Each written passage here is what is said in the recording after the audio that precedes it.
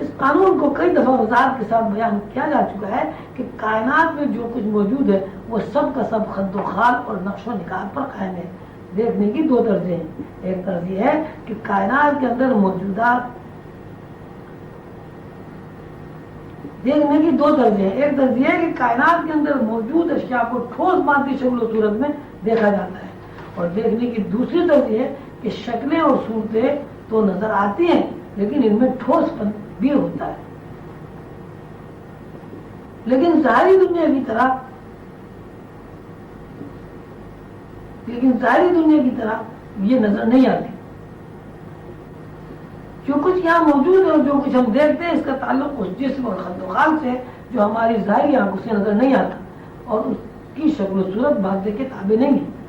روحانی سائنس کا کوئی شاگرد جب ظاہر دنیا سے نکل کر دل کی دنیا میں داخل ہوگا، اس جسم سے جو مادیت کا محتاج نہیں ہے دیکھتا ہے تو اس کے اوپر یہ راز منکشف ہوتا ہے کہ کائنات کے اندر موجود ہر شے کے تین وجود ہوتے ہیں۔ ایک وجود کا تعلق براہ راست تجلی ذات سے ہے، دوسرے وجود کا تعلق صفات سے ہے، اور تیسرے وجود کا تعلق عالم خلق سے ہے۔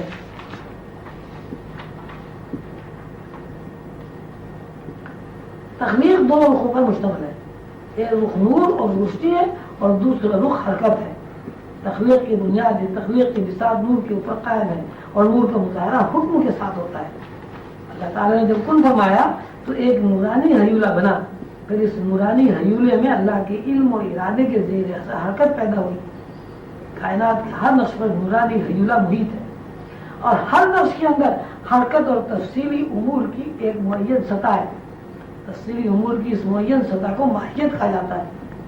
ماہیت دراصل نورانی ہیولے کے اندر ہوتی ہے اور نورانی ہیولے کے اندر ایک چمک ہے جو پارے سے متشابہ ہے۔ خلق اور حکم دونوں رخوں میں یہ چمک یا پارے کے تمثلات واضح طور پر نظر آتے ہیں۔ ہیولہ نورانی نور بھی ایک ایسا نقش وجود ہے جس میں کوئی تغیر نہیں ہوتا، لیکن ہیولہ نور کے اندر یہ ہیولہ نورانی جس حرکت کی اصل یہ بنیاد ہے، اس میں ہر لمحہ تغیر ہے۔ یہی تغیر سطح زمانیت اور مکانیت ہے، اور اسی متغیر سطح میں اللہ کے امر کی تفسیر اور تعمیل پائی جاتی ہے۔ اس سطح میں ایک چمک ہے، ایک جلا ہے۔ یہ چمک اور جلا ہی جس میں اللہ تعالیٰ کے احکامات کا مسلسل عکس پڑتا رہتا ہے، سطح کے اندر جلا میں جو عکس پڑتا ہے وہی حرکت ہے، اور یہ ہر کسی مختلف نقوش کے نئے نئے دائرے بناتی رہتی ہے۔ انہیں دائروں کو اللہ تعالیٰ نے قرآن پاک میں کتاب المرقوم فرمایا ہے۔ نقوش کے ان دائروں کی تعمیر حرکت سے ہوتی ہے۔ حرکت کے دو رخ ہیں، ایک رخ صعود اور دوسرا رخ نزول ہے۔ صعود کی حالت کا نام خواب ہے اور نزولی حالت کا نام بیداری ہے۔ صعود اور نزول کی دونوں حرکتیں نور پر قائم ہیں اور یہ حرکتیں قدرت کے تابع ہیں، قدرت کے اشاروں سے عمل میں آتی ہے۔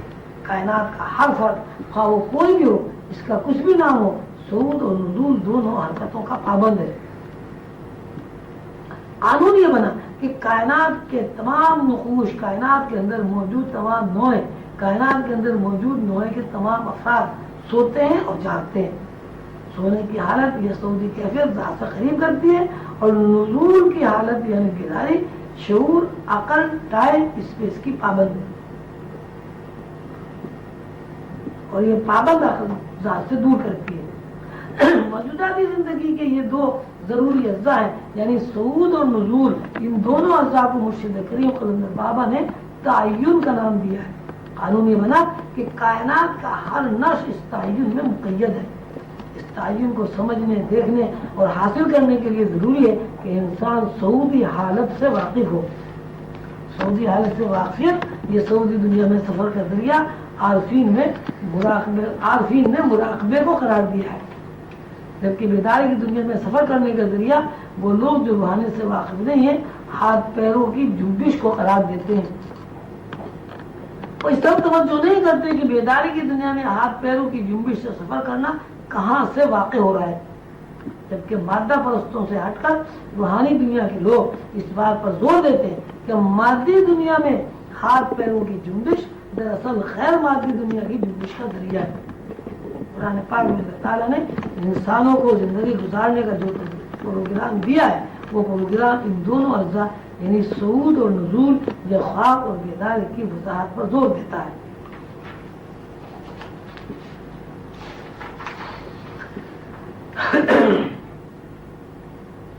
یہ بات پوری طرح ذہن نشین ہو گئی ہے کہ زندگی میں جتنی بھی حرکات و سکنات ہیں یا زندگی کے نقوش میں جو تعمیر ہوتی ہے وہ دو رخوں پر قائم ہے۔ ایک حرکت کو صعود کہا گیا ہے، دوسری حرکت کو نزول۔ حرکت جس سطح پر قائم ہے اور جس سطح پر حرکت ہے اس کو ذہن کہتے ہیں۔ نزول ایک ایسی حرکت ہے جو نقطۂ ذات سے نیچے کی طرف ہوتی ہے۔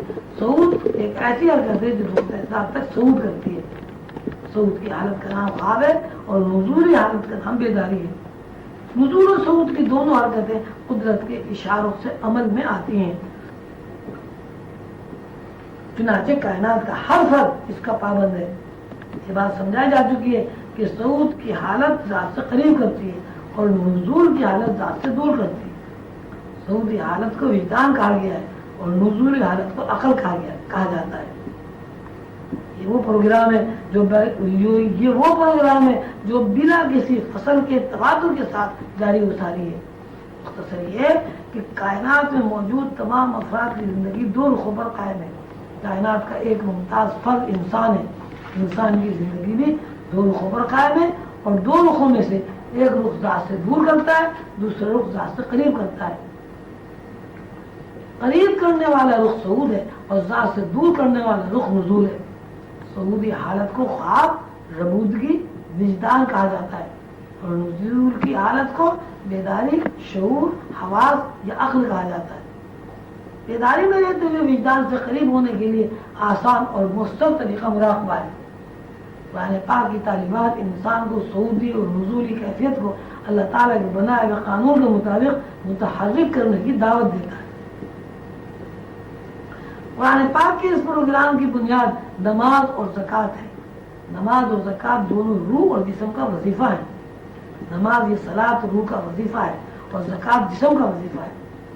ہم جب نماز کے ارکان اور نماز کے اندر حرکات و سکنات کو غور سے دیکھتے اور سمجھتے ہیں تو ایک ہی بات سامنے آتی ہے، وہ یہ کہ نماز مجموعی طور پر ایک ایسا عمل ہے کہ جس عمل میں تمام انسانی حرکات و سکنات موجود ہیں۔ مثلاً کھڑے ہونا، ہاتھ اوپر اٹھانا، بولنا، پڑھنا، سننا، دیکھنا، ہاتھ باندھنا، جھکنا، جھک کر دوبارہ کھڑے ہونا، کھڑے ہونے کے بعد لیٹنا، لیٹنے کے بعد بیٹھنا، بیٹھنے کے بعد پھر لیٹنا، پھر کھڑے ہونا، ادھر ادھر دیکھنا وغیرہ وغیرہ۔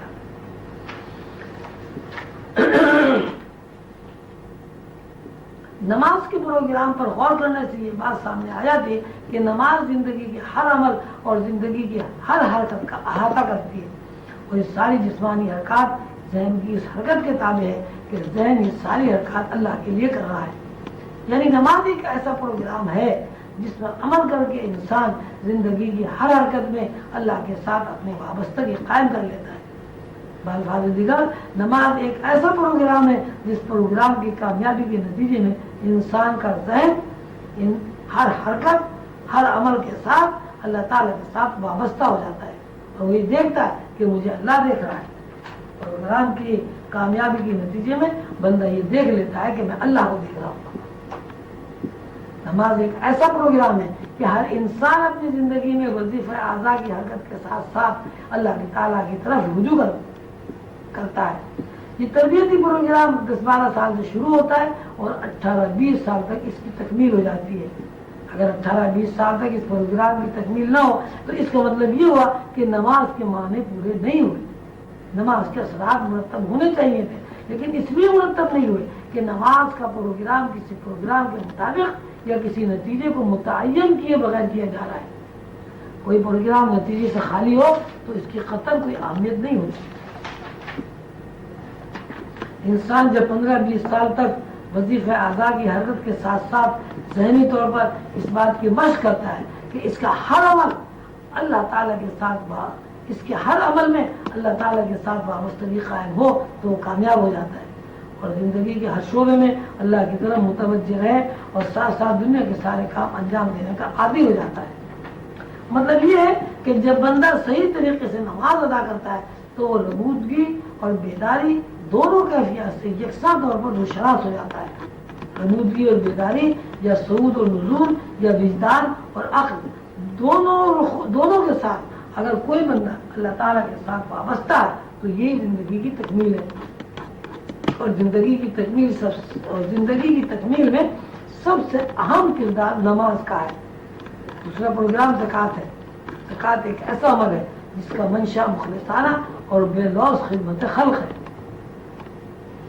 ज़कात जिंदगी का एक ऐसा प्रोग्राम है जो अल्लाह की अपनी आदत है।